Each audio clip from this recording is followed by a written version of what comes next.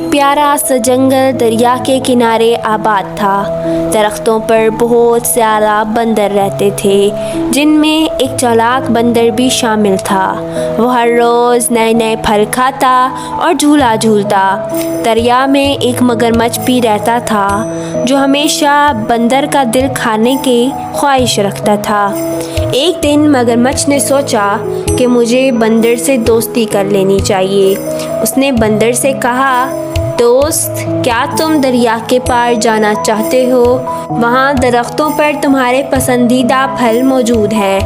میں تمہیں اپنی پیٹھ پر سوار کر کے لے جا سکتا ہوں۔ بندر، جو کہ ہمیشہ نئی جگہوں کی سیر کرنے کا خواہش مند تھا، فوراً مان گیا۔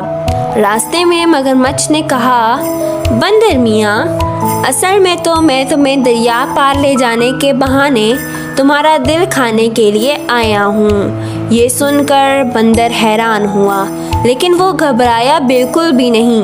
وہ ایک چالاک جانور تھا اور فوراً اس نے اپنے عقل کا استعمال کیا اور کہا، مگرمچھ بھائی، میں تو اپنا دل درخت پر ہی چھوڑ آیا ہوں، تم کیسے میرا دل کھاؤ گے؟ مگرمچھ بندر کی باتوں میں آ گیا اور اسے واپس درخت کے قریب لے آیا۔ جیسے ہی مگرمچھ کنارے پہنچا، بندر فوراً درخت پر چڑھ گیا اور سب سے اونچی شاخ پر بیٹھ کر بولا، مگرمچھ بھائی، دل کوئی ایسی چیز نہیں ہے جو نکال کر کہیں بھی چھوڑ دی جائے۔ تم نے دوستی کا دکھاوا کر کے دھوکہ دینے کی کوشش کی، لیکن عقل ہمیشہ دھوکے پر جیت جاتی ہے۔